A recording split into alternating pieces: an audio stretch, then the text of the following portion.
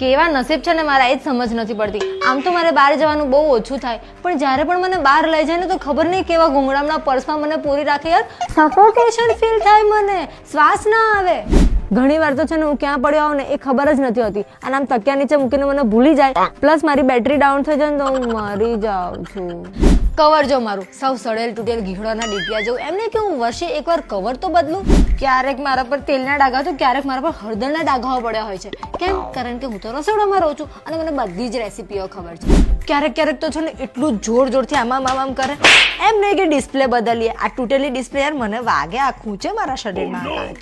Font size તો એવડી મોટી હોય કે એક ટાઈમે છે ને ચશ્માવાળાઓને ચશ્મા વગર વંચાઈ જાય. આ તો પેલા જેવું છે, નથી એમને મારી સાથે કઈ લેવા દેવા, નથી મને એમની સાથે કઈ લેવા દેવા. મજબૂરી છે કે અમે સાથે છીએ. ઓ બેન, મને ચાર્જિંગમાં મૂકો.